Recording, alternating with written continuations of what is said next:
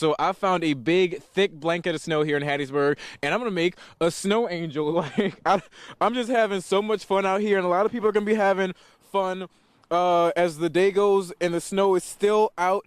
Now I know the sign says road closed, high water, but you really don't see it in this picture. Well, that's because you would only have to drive a few more feet before you realize that you'll be driving through this river.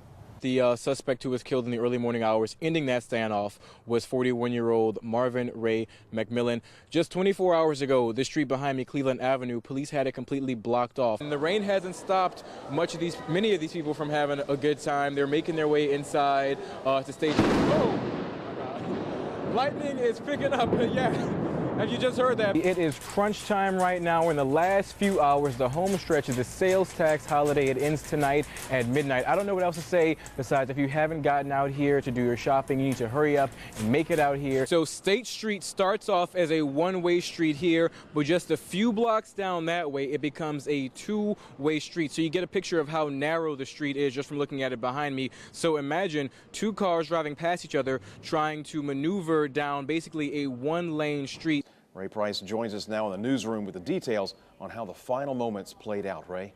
All right, so here's the thing, Mike. No one in that St. Martin neighborhood knows who called the police, but they are thankful for whoever did make the call. So not too long after I sat down with Sheriff Mikey Zell and others working the search, police arrested Michael Floyd Wilson in a quiet neighborhood in St. Martin where someone reported they had seen him earlier in the morning on a bicycle. He did not resist or try to run away when he was taken into custody, and people living in the neighborhood on Sunnyside Drive and Woodland Drive say that he could have been hiding out in some abandoned trailers nearby. And the sheriff says it looks as if someone may have been feeding him over the past 3 days, and the way the situation unfolded wasn't as theatrical as you might expect with a serious manhunt like this. So a couple of people were fixing up a car in their front yard when a man in a red t-shirt approached them out of nowhere and asked them if he could hitch a ride somewhere. Just randomly, yeah, like if the cops wouldn't have came, really honestly hardly any of us probably would have even noticed that it was the guy from the news. I mean, it was that random.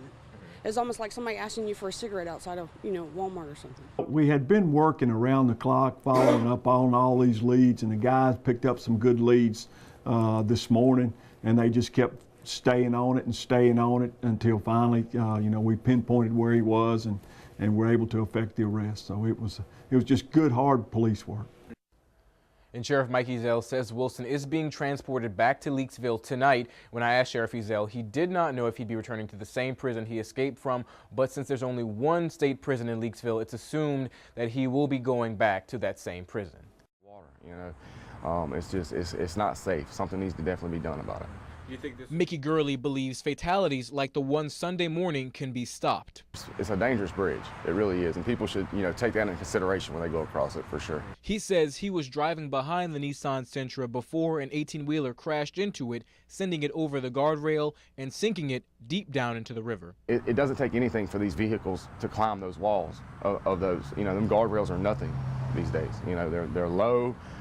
Like I said, they're built for cars that were, back in the 70s and 60s that were nothing like what we have today. Gurley said he has seen enough wrecks and close calls to say that he doesn't want to wait for another accident to happen before a change is made. On Facebook, viewers posted about the bridge, some saying they get an uneasy feeling driving across it, and others saying they wish drivers would pay attention while behind the wheel.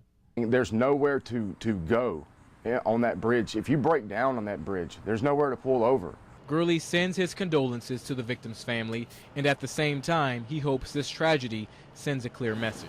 I hope this wakes up, the people who make the decisions on these roads and everything. I hope it gets their attention to make the changes, to make it safer for us to travel across that bridge, because we travel across that bridge almost every day. In Jackson County, Ray Price, WLOX News Now. For 12 years now, Madeline Miller has been giving Christmas cards to anyone she meets in Hancock County. Last year, she gave 1,000. This year, she hopes to give 1,001. And it's not really about the amount of cards. It's about the quality, and that isn't even what I spend on the cards. It's what you put out to other people. It is an ambitious goal, but she doesn't want any fame or glory from it. She just wants others to pay it forward, and it seems to be catching on. Last year, a woman came up to me and she said, I read that article. I went out and I bought a box of cards.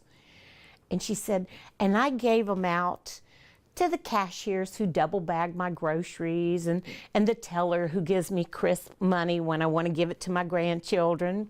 The holidays can be a tough time for some people, and Miller says she'll never forget when she realized that her cards actually make an impact on a stranger's life. And I said, I hope this holiday is good for you.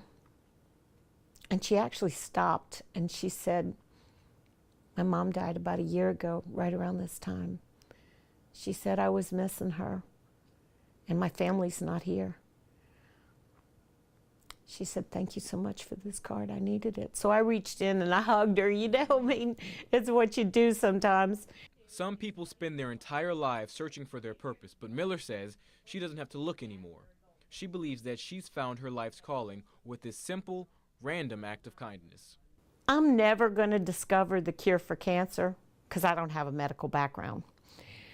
And maybe I won't do something that's grand and majorly important, but I'm doing my thing, and this is my light. And I'm going to do this for as long as God lets me. And as she puts pen to paper to finish yet another stack of cards, Madeline Miller hopes that someone, somewhere else, is starting to write their own stack. In Hancock County, Ray Price, WLOX, News Now.